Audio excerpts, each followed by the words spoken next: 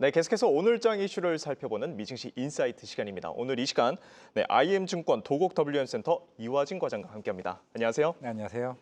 자, 과장님 오늘 3대 지수 같은 경우에는 여전히 부진한 흐름 보여주고 있습니다. 다우존스가 다시 상승 여력을 보여주는가 했지만 다시 낙폭을 키워가고 있는 그런 상황인데 과장님은 오늘 장 흐름 어떻게 보고 계신가요? 그렇죠. 이제 어제 같은 경우는 워낙 이제 주말에 나왔던 무디스, 이제 미국의 이제 신용등급 강등에 대한 이슈가 생각보다 좀 빠르게 좀 해소되는 모습을 보이긴 했지만은 물론 오늘 이제 JP모건에서 이제 분석한 자료가 나왔습니다.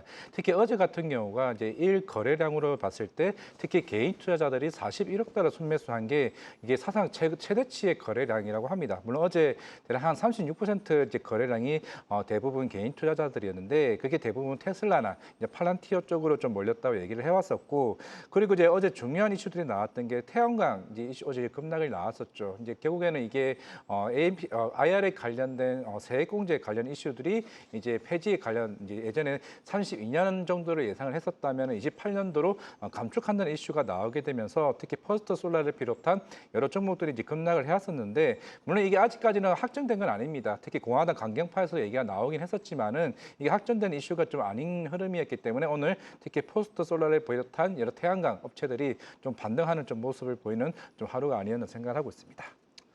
네, 3대 지수가 전반적으로 부진하지만 그래도 개별 이슈에 따라서 일부 섹터는 그래도 반등을 보여주고 있다. 그렇게 말씀을 해주셨습니다. 네.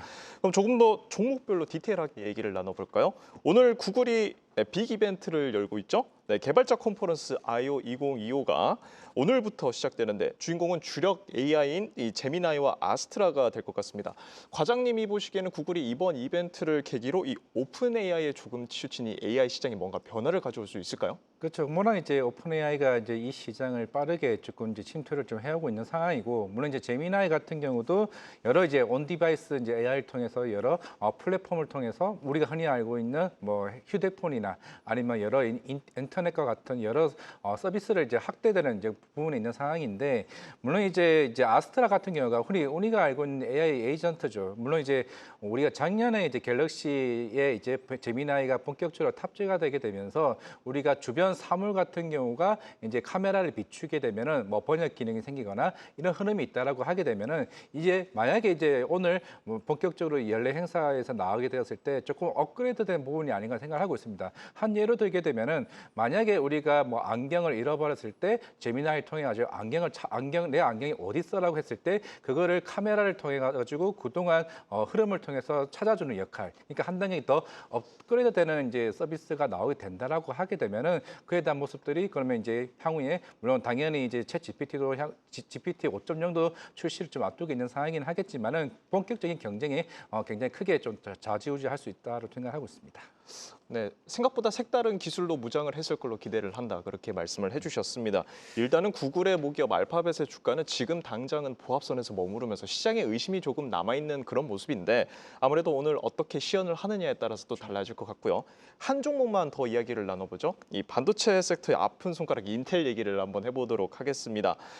지난주에 반도체 종목들이 계속해서 순항을 했습니다마는 유달리 인텔만 계속해서 약세를 보여줬습니다. 한 주 동안 4% 넘게 떨어졌는데 인텔의 상황이 언제쯤이면 더 나아질 거라고 보시나요?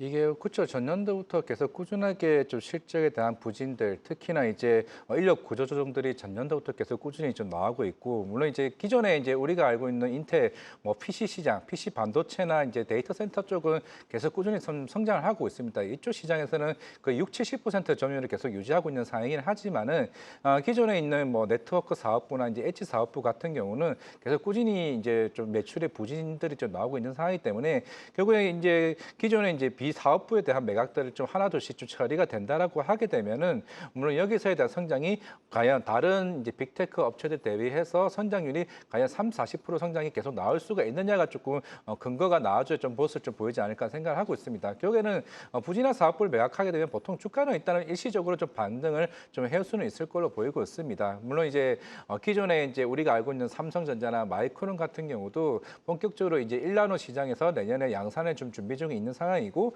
인텔 같은 경우도 지금 이제 컴퓨테스가 열리고 있죠. 대만에서 열리고 있는 상황이긴 하지만은 물론 1.8나노 쪽에 대한 이제 노트북 이제 칩셋을 양산을 좀 목적에 이제 두고 있는 상황이기 때문에 그 시장을 가장 먼저 빨리 선점을 해서 이제 실적에 대한 모멘텀을 좀 가져갈 수 있는 이제 분위기를 좀 볼 수 있지 않을까 생각을 하고 있습니다.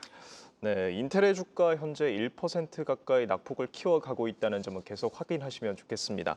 자, 그럼 이어서 오늘 특히 살펴볼 필요가 있는 이슈 함께 짚어보도록 하겠습니다. 네, 글로벌 전기차 시장 상황이 심상치 않습니다. 전기차 캐즘이 계속되면서 GM 같은 미국 기업은 물론이고 또 중국과 일본에서조차 내연차 시장에 다시 노리거나 또 대대적인 전기차 할인에 나서고 있는 모습을 보여주고 있는데요. 과장님이 보시기엔 이 전기차 산업의 업황 앞으로 어떻게 될 거라고 보시나요? 결국에는 지금 이제 어제 이제 태양광 급락했던 이슈와도 비슷하긴 하겠지만은 지금 전기차 관련해서도 이제 세액공제 부분들이 아직까지는 좀 시간이 충분히 좀 걸릴 수 있다고 생각을 하고 있습니다. 우리가 2년 전만 하더라도 이제 탄산리튬 가격 자체가 톤당 55만 위안이었는데 이제 오늘자로 이제 좀 확인을 해보게 되면 거의 톤당 6만 3천 위안까지 빠졌습니다. 그만큼 리튬 가격이 계속 빠지게 되면서 뭐 소재 업체들이나 이제 배터리 업체들 같은 경우가 재무적인 개선이 생각보다 더딜 수밖에 없는 좀 흐름이라 좀 볼 수가 있을 것 같고 물론 지금 미국 같은 경우도 물론 최근에 1분기 같은 경우는 이제 유럽 쪽 시장이 조금 계속 꾸준히 좀 성장해왔죠. 근데 이거 같은 경우는 보통 유럽에 있는 OEM 업체들이나 특히 이제 중국에 있는 이제 BYD 이제 자동차가 더 빠르게 좀 성장을 해오고 있는 측면이고 물론 이제 미국은 대표적으로 테슬라가 물론 1분기 실적을 부진을 해오긴 했지만은 새로운 이제 신규 자동차가 어떻게 성장을 하느냐가 좀 중요하지 않을까 생각을 하고 있습니다. 이제 대표적으로 사실 GM이나 이런 이제 다른 일본에 있는 닛산 자동차, 혼다 자동차 같은 경우는 물론 이제 일본 자동차는 아직까지는 미국 시장 점유율 자체가 사실 크지는 않습니다. 이제 도요타 같은 경우도 한 3% 점유율밖에 되지 않는 상황이고 현대차 그룹 같은 경우도 한 11%, 한 12% 정도 수준이죠. 결국에는 테슬라가 좀 압도적으로 굉장히 높은 이제 상황이기는 한데 물론 지금 이제 관세 협상이 계속 꾸준히 좀 이어지고 있고 그만큼 이제 제조 원가가 좀 굉장히 좀 부담스러운 측면이 있는 상황이기 때문에 결국에는 GM도 전년 4분기 때도 말씀을 이제 계속 꾸준히 해왔던 거는 결국 전기차와 관련된 향후에 대한 가이던스 자체가 계속 이제 다운되고 있다는 겁니다. 그만큼 이제 우리가 2030년에 관련된 향후에 뭐 전기차 점유율이 전체 자동차 시장에 대한 점유율을 계속 이제 하향하고 있다는 측면에는 그만 아직까지는 인프라 자체에 대한 이제 분위기가 생각보다 더디고 있다는 측면이지 않을까 생각을 하고 있습니다.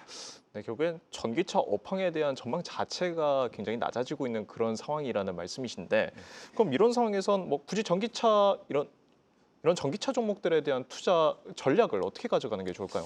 저는 아직까지는 조금 시간이 필요하다는 거고 물론 아직 정책적으로 아직 명확하게 나오지는 않았겠지만은 결국에는 관세가 이제 마무리가 되게 되면은 결국에 결국에는 IRA 관련된 이제 AMPC 세액공제 관련된 좀 이슈라고 좀 생각을 하고 있습니다. 물론 이제 태양광 풍력보다도 특히 전기차 쪽의 비중이 훨씬 더 이제 크다라고 좀 볼 수가 있는 상황이고 물론 이제 JP모건의 이제 아담 조나스 애널리스트 같은 경우도 보통 이제 내년을 좀 전기차 캐즘을 조금 풀린다고 얘기는 하고 있지만은 이제 아마 향후에 이에 대한 가이던스도 조금 뒤처질 가능성이 있습니다. 왜냐하면은 트럼프 정권이 처음 이제 정권에 들어오기 시작했을 때 가장 먼저 이제 없앤 게 결국에는 전기차 충전소에 대한 이런 그 관련된 정책적인 거를 가장 먼저 없앤 겁니다. 그만큼 이제 그런 인프라 투자가 점차적으로 더뎌지는 이제 측면이 있기 때문에 그 속도가 조금 느려질 수 있다는 측면이라 좀 볼 수가 있을 것 같고 결국에는 지금 물론 이제 우리나라 대표적으로 뭐 LG 엔솔이나 삼성 SDI나 SK온이 이제 미국 이제 공장에 진출하고 있는 측면이 있기는 하겠지만은 그만큼 이제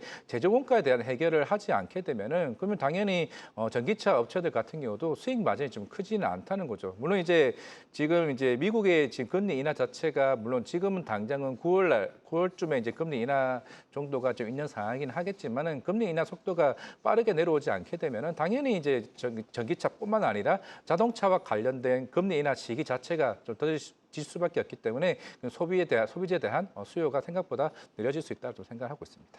네, 그럼 이런 상황에서 과장님께서 특히 주목하고 계시는 종목이나 섹터가 있다면 짧게 한번 설명해 주시죠. 섹터 같은 경우는 물론 이제 전체 섹터로 보게 되면은 저는 다시 한 번 더 이제 엔비디아 쪽으로 흐름을 좀 가지 않을까라고 생각을 하고 있습니다. 물론 지금 젠슨한 대표가 최근에 컴퓨텍스 기조연설 이전에 얘기를 해왔던 게 결국에는 이제 빅테크에 의존하지 않겠다는 거죠. 결국에는 정부 쪽이나 새로운 이제 해외 쪽에 대한 눈을 더 넓히려고 좀 하는 측면이 있기 때문에 그러면 우리가 전년도에 기존에 가져왔던 빅테크 업체들에 대한 캐펙스 투자 여기에 대한 이제 그런 가이던스 자체가 어느 정도 계속 꾸준히 유지한 측면에서 우리가 그러면 해외 쪽으로 눈이 돌리게 됐을 때 최근에 사우디도 그렇고 이제 아랍에미리트 쪽에 관련 투자들이 더 본격화 이루어지게 되면은 그러면 내년이나 이제 올해에 대한 가이던스 바뀐다 하면은 저는 이제 반도체와 관련된 기술주들에 좀 주목을 할 필요는 있다고 생각하고 있습니다. 네, 좋은 말씀 감사합니다. 네, 이렇게 지금까지 IM 증권 도곡 WM 센터 이화진 과장과 함께했습니다. 감사합니다. 감사합니다.